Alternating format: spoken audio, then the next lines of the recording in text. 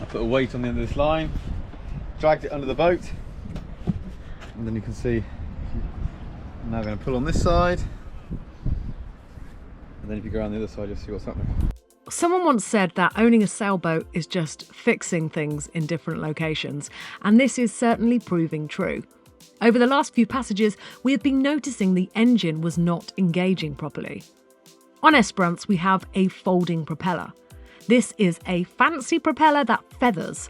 That means that when we change gear from forward to reverse or vice versa, the propeller changes shape and engages itself in the optimum position for that direction of travel. Not only that, but when the propeller is not spinning, the water resistance of the boat sailing through the water aligns the blades like a flag in the wind in the line of travel, minimising the water resistance. Recently, it has been getting worse. When changing between forward and reverse gear, we have been noticing a delay in the propeller engaging. And I can hold on to that as I pull myself under to go and inspect the prop, which I'm very excited about doing. I really don't want to do it. I'm just not in the mood today to fix a broken boat like Esperance always is.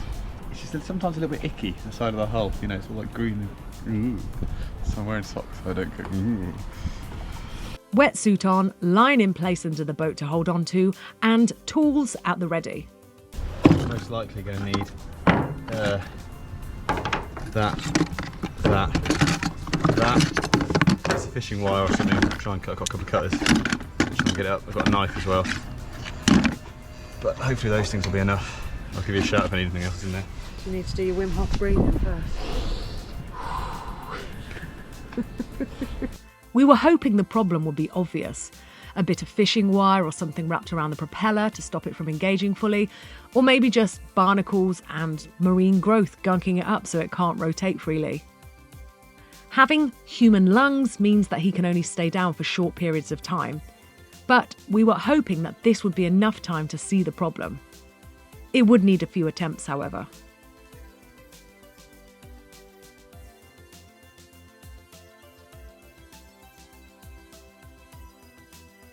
Right, holding myself down there is a task in itself.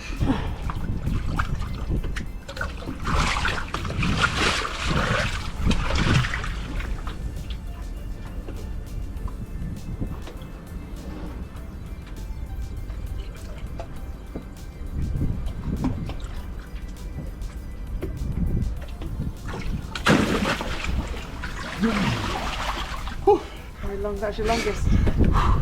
Sorry? That was your longest down there. Yeah, I suddenly thought I'd just calm down and just like slow down my breathing. That's what Wim does. Yeah, just like Wim. Me and Wim.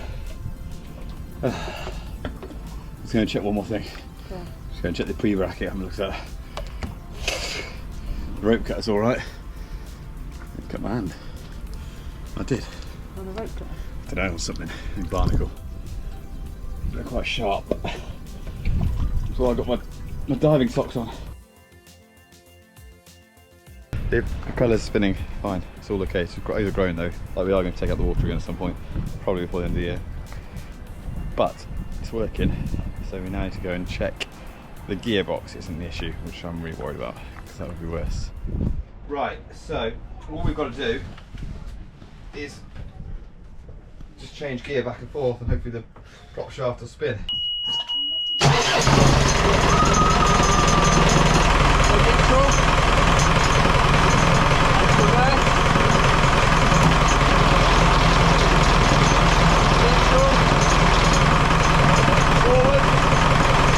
Okay, so repeat that.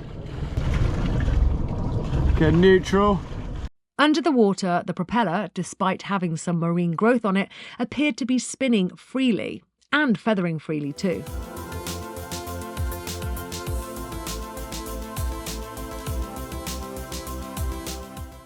A lot of head scratching, and then a aha moment when clues began to reveal themselves. Can you see this line of oil? In this gap here somewhere, oil's spraying up, which makes sense because we've got oil down there. So I think this has been very slowly letting out oil from the gearbox, but it's doing it as it spins. Yeah. May not have much oil in it. I don't think on computer it's how to read oil or. Well then do you need to phone Yeah, I need to find somebody who knows. Time to phone a few friends. So we've spotted literally a circumference around the gearbox of splatter of oil. And it literally looks like, you can see where it would have been spinning, it's just splattered every surface in here in like a thin straight line. So that suggests that's what it is. So we need to find out, one, why it's doing that, whether we can tighten anything up to stop the splatter, and two, about changing the oil. I have got the oil type somewhere written down and I need to dig it out, and I need to find out about whether we can do a complete oil change on the gearbox. I don't know. Do you change the oil on the gearbox, you pump it out and then change it completely? What's the capacity? Litre, couple of litres? I don't know. So we've got a bit of research, got to make some phone calls and ask for some advice, because we need to look after our engine, because without our engine we have no engine. And also, if it breaks, it costs money. With research still underway, we decided to move on as the weather was good enough to sail. Getting out of the marina with this current problem was not easy. Well, the mooring line got tangled, so I had to let it go. But then we asked the boat next to us if they could grab it and bring it to the end of the pontoon. And Hugh tried to come alongside so we could grab it, but then we've got this problem with the gears, we don't know what's happening. And he wouldn't go in forward gear, we hadn't got any fenders out, just colliding, well, not massively bad, but almost bumping into the pontoon. And then trying to get off the pontoon, again, it's not going into gear, I don't know what's going on. So it's a bit worrying, to be honest. But it's not going to stop us sailing, it's just going to stop us from doing any close quarter manoeuvres. It was a lovely sail too. We were heading to Almerimar, as unlike Adra, it is nicely set up for boat repairs, with a number of chandleries, and there would be lots of people that we could ask in order to help fix our oil leak problem. On passage, we tried motoring a few times and often found that it could take up to 20 seconds from the time we pushed the throttle forward for it to actually engage. The issue was getting more serious.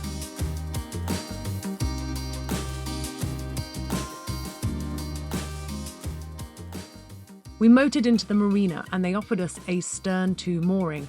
However, we quickly realised that we weren't going to be able to get into the space without a reliable way of moving forwards. So they let us reverse back up and moor at their short-stay visitor pontoon. We would be allowed to stay here for a couple of nights so we could investigate the problem further. That was enough excitement for one day, so we went off to explore with the kids.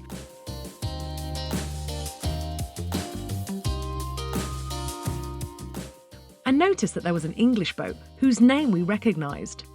Ragdoll, complete with boat kids and dogs. And another kids' boat too, Empress.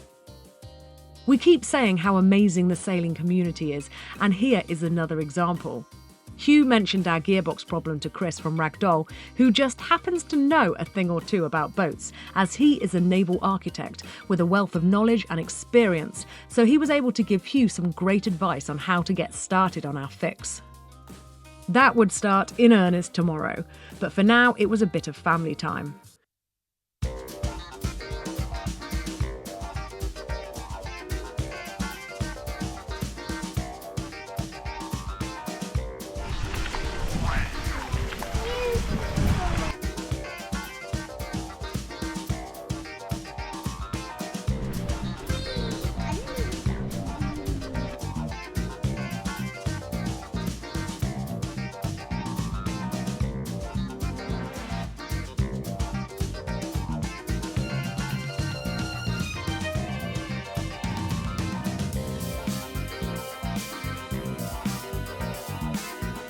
Capitaneri, or whatever they're called, Capitano, gave us some sweets. And Sale and Kendra are about to arrive. That would have been good, wouldn't it, if we timed that shot perfectly? Kendra has met Ragdoll and Empress before, so there were now lots of kids in the gang. Yeah, let's just rip it. There are children everywhere. People in the caravan. Come and have a look if you want to.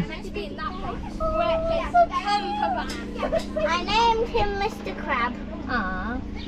So we have Okie doke, I've got the floor up, I've got the family outside, the kids with the other kids, and the other kids, and the other kids. There are so many kids, it's friggin' awesome. It's like, this is really exciting now, like this is what it's becoming all about. The sun's coming out, It's nearly the end of April. We're getting towards the summertime in the Mediterranean. It's going to be magic. Anyway, I've been like really worried about this whole gearbox thing. I'm really feeling like an absolute, I think, failure. Like, we all do it to ourselves. We all judge ourselves harsher than anybody else. But like, I've done so much on this boat and I've learnt so much, but I'm not a diesel mechanic. Duncan, if he's watching, will attest to this, because he sent me a message about saying, you know, maybe you should do the marine diesel course. You know what, Duncan, maybe you're right. Maybe I should have done. Anyway, I have got to grips with the engine for the most part, but I have neglected the gearbox. Beyond just checking the oil level in the gearbox, I don't really know anything else about it and how it works. And that's now to my detriment, because I haven't checked the level very recently, in quite a few months. Anyway, hopefully, fingers crossed, the issue we've been having with the drive and why we've been floating around marinas not being able to actually moor successfully without bumping into things is because we're having issues with the drive, which hopefully is coming from the gearbox and not having enough oil pressure, aka not having enough oil. So today, I've got a bit of time, kids are out, Kel's out, I've got the floor up, I'm going to go for it and start doing some sorting out. Okay, with me? Like, I just so annoyed at myself because I don't know everything. Does that annoy you sometimes when you don't know everything in the whole world? That's how I feel. Right, problems to solve, things to do. Right, here we go. That is the engine. That bit down there is the gearbox. I thought they were the same thing. Like, I thought they were one and the same. They're not. The gearbox I've discovered, hence. So basically, I spent 2 days ago, I spent a lot of time head scratching, panicking, phoning, emailing everyone I could, trying to find out some information. Anyway, comes down to it. Chris Wood, one of the previous owners, was the most useful, and he really sort of settled my nerves and got me going through the old paperwork, finding out all the information I needed to know. Basically, the gearbox is original. It's really friggin' old. The engine is less than 10 years old. That's the engine that Chris Wood and his partner put into Esperance a few years back. Now, the reason they chose this engine was because they didn't have to therefore change the gearbox. They could use the original gear box, I'm going to keep saying that until I get there, transmission maybe, and bolt the engine onto it. I didn't realise that was a thing you could do. I thought they were like one and the same. I thought they came together. I get it now. They're separate things. So when I was reading through all the instruction manuals for the engine and doing the full engine service, I wasn't servicing and maintaining the gearbox. I realise now they are not one and the same. They are two things, and eventually, after lots of panicking and head scratching and getting worried about it, I have managed to identify what the gearbox is. It's this.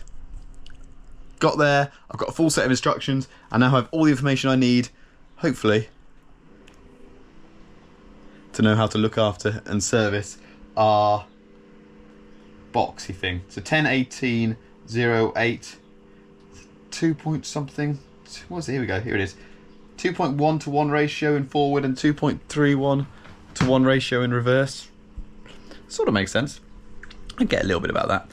So, basic issue here is there's a hydraulic gearbox and there's not enough oil in the hydraulics. Hopefully that's all it is. So the question is, one, we're going to top it up today. First thing, we're going to top it up, run the engine, see if that solves the problems when I go forward and back, whether we have the drive we need. Fingers crossed, that is the principal issue. Then the second issue is, where has the old oil gone? So we need to solve that problem. And then thirdly, once that's solved, we probably need to do a complete oil change anyway. It recommends in the manual every 1,000 hours. We're nowhere near 1,000 hours yet, but it also says annually, and this engine is quite old. We've got 3 English-speaking families with kids here. There's a kid party out there with about 10 kids. It's awesome. But the other 2 dads, so, you know, there's me and John, who are, you already know John and me, who are, I was going to be detrimental about us, but we're not. Wonderful, great, intelligent people. But the other 2 dads both have knowledge of naval architecture. I think one's a naval architecture, and then there's Chris, who I've only met very briefly, but seems to know quite a lot about engines, to the point where he's like a marine engineer and actually knows this stuff. So I'm trying to coax him to come around. He's working online today, but I'm trying to coax him to come around in his lunch break shortly, and perhaps have a look at this particular splatter situation, and hopefully help me out. So we've got a litre of oil, extra litre in there.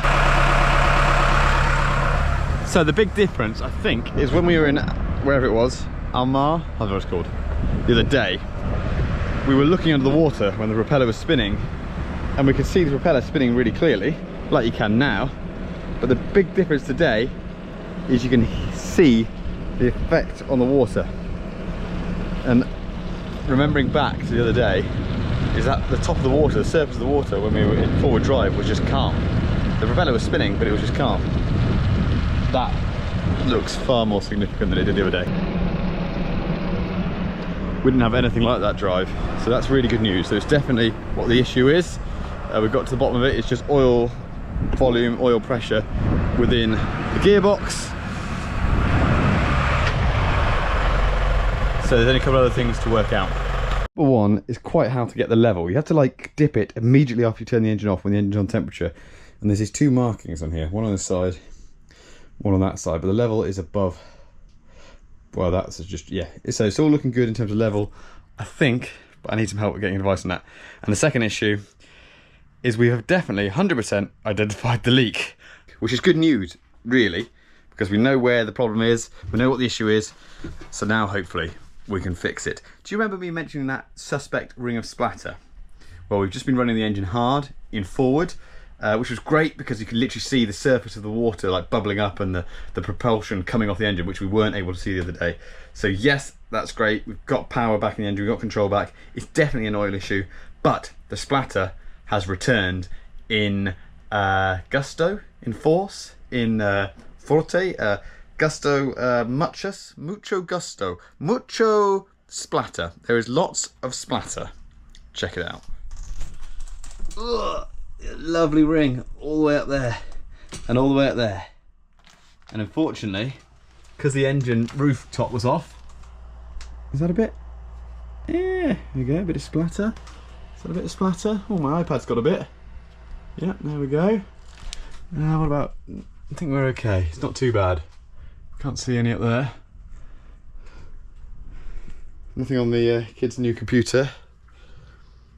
But we're identifying the problem, which is really positive. Most of the splatter seemed to have stayed down there. Gravity did a job of sending it down. So I'm definitely feeling like a little bit out of my comfort zone here, like I don't know quite enough. But I did just give this a little tweak. And look, this bolt here is that tight. That one's tight. Well, that one I can move. I assume, to be honest, I'm not an expert. I assume it's not supposed to spin. So yeah, shit. I mean, we're a family channel, what am I going to say? By the beard of Poseidon, that's not right. I'm delighted, I've roped in someone who knows more than I do. This is Chris. Yeah, the rear main looks wet. Okay. So that's the oil seal to the rear main looking wet. Right. In there. Which is probably where it's come from.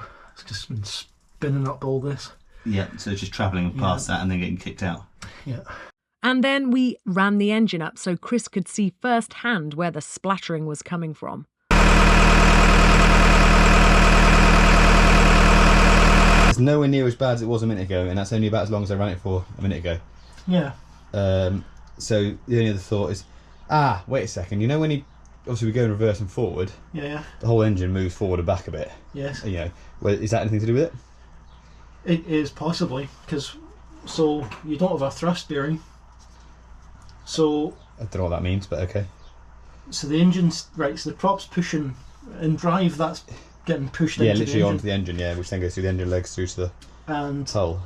The reverse is true in reverse. So it's sucking the shaft in and out a wee bit every time, and if there's wear on the main seal, it's funny how it is coming from in there, isn't it? Well, that is where it appears to be, isn't it? Yeah.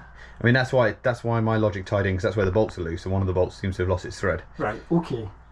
We need a bit more info here. Have you got the manual from the drive? I have, We need a bit more info. Chris is a proper engineer. As such, he had the bright idea of actually looking at the manual before doing anything else. This was a novel approach for Hugh. However, he could see the sense in it. It doesn't seem to be coming like from where you say, but I've no idea why it would, unless that is somehow like an oil-filled coupling, which doesn't make sense because there's no indication that the oil should be going through that. The label plate was completely worn and unreadable. as it had been painted to match the new Iveco engine, so that's why we assumed that it was all part of the new install. With our new best friend's ability to read and understand exploded diagrams, he was able to diagnose where he thought the leak was coming from. So yeah, okay. So this is your reduction housing. Yep. There's your bearing. There's your oil seal. Yep. That's what's going in on, right, so That's the back end of that plate, yeah. Aye, okay, yeah. So that's your main output from your, and then that wee flange engages onto that. Right. But why is the fucking oil going through it? I still need to know. But it does look like it might. The flexible coupling fooled us for a while, as this appeared to be where the oil was coming from. The flexible coupling is two plates bolted together with thick rubber dampener between them.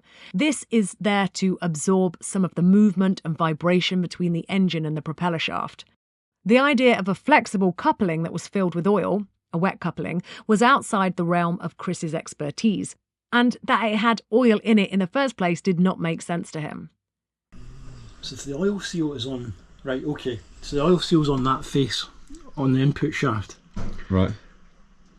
So there must be, it's the fucking nut onto that that's leaking. Oh, that Yeah. number one there. Yeah, Right, okay. I bet you any money, right. So oil seal onto that's dry. The only other way for oil in the casing to go is through all the splines and up to the nut. Right. So there could be oil leaking from under the nut, which would explain exactly why it's coming out of that gap. So That's still taking the assembly apart thing. I still think that's a bog standard dry bit of thing. I don't think that's meant to be lubed at all. Right. We need to get this all disconnected, pushed back a bit, yam these up to high fuck, Yep. then put it all back and investigate the leak inside there for a start. Chris has just taken out all these bolts for us, out this coupling, and we're going to see if we can... Does it go back the way? does it move? Chris then took the bull by the horns with a level of confidence that amazed Hugh. I've got another screwdriver if you need it, of similar size. There we go. There we go, got it sliding. Pushing the prop back. Yep. Look at that. That's good. That's exactly what we want. So we have got some access. Oh man, you're doing things I'd be too scared to do. Right, so you're... He disconnected our prop shaft and slid it back whilst we were floating and underwater. Good news, the stern seal works well and the boat didn't sink. I'm going to get a bit closer for that, it's exciting for me. So you'll have to... I think that's absolutely going to flood out of there. So what I think we should do, get some rags into this, clean this up, get some spray on it, clean it, run it in neutral, and then run it in gear. And Right. it'll become quick. Oh, yes. Okay, smoking gun. Right, okay. What's that? This nut's probably really loose, or there's a lot of wear in there. Yeah, okay. That's maybe a lot of play. Okay. Yeah, I don't know what their run out is on it, but that's a lot of play. That shouldn't be doing that. Nah, ideally not. Okay. But is it the bolt that's not tight, or is it? Let's get a camera around there, or can we get our head around? Chris cleaned up the messy oil, and we got to the conclusion that the flexible coupling was indeed a normal dry coupling, and that the oil was leaking from further up the chain. Have a look. Look at the size of that nut. Next problem was how to tighten up the nut that was recessed without a giant socket set. Maybe somewhere along the lines of 34, 34. What's that, an inch? 34, 35. Hugh, Chris and I spent the next couple of hours trying to source an extra large socket set. That. I don't mind lugging it back and bringing it back for you later if you want to take the whole set. Let's just do that then. That's my sort of normal way of doing things. He's got a 36, he's got a 34, Okay. 32. It's got 36, 32, 34, so we might have one. Okay, we're coming back in a minute. And what will be interesting is what sealant there is here. Yeah, okay, so Green coming off. that's sealant, or is it a nut that's designed to seal? That's what's been leaking. That's been wobbling. Right. And then I daren't pull that off, but yeah, Yeah. you can see that's meant to be tight on that. Yeah, it's meant to be tight on and it's been loose. And it's been loose, and that's where the leak's been. Which makes sense, because and this is coupling is all supposed to be dry. You said, well, you can see there's no reason that should be wet, is it? No. No, so that's all supposed to not have oil all over it. Okay, well let's ascertain what size this is. Yeah, gonna beat you to 34, it. it's not the Badger. Christ. 42.5. Oh, how did we get 34? What kind of blind bats are we? That's big. You want So, 41 I was about to say, after a couple of hours of looking for a 41mm socket set, I know we can do 43 is what we need, don't we? Yeah. Or 42.6 is what we worked out. Anyway, Good. my genius assistant here, I think I might be the assistant actually, has improvised a solution. Here we go. So I'm standing on my crowbar, holding it, stopping everything spinning. And you've created some clever bodge using two adjustments. Oh yes. Oh yeah, feel the torque. Feel the torque. That's working a treat. So we've got one lever here with all my combined thigh weight.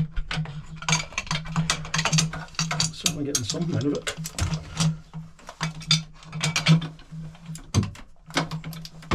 Hugh has since ordered the right size socket set with the intention of nipping the bolt tighter another time. Maybe we need to give it a little rotation, so if you could maybe let it rotate at one time. Yes. Okay, 4 out of 4. Feel the whole engine picking up as you do it under my foot. Good. So if you're picking up half a ton engine, it must be going well. And we have learned so much more new information about a corner of our boat that we knew very little about. Another level of DIY boating confidence achieved. He's just left. We've got it back to assembled, back to working, tight as we can. I'm going to order some bits so we've got more spare parts ready to go and basically monitor it for the next few sails and see how things are. But it sounds better, it sounds more stable, everything's tightened up, it's not rattling. And now I'm teaching in 8 minutes and Kay and the kids have been out all day and I've got some, oh Christ.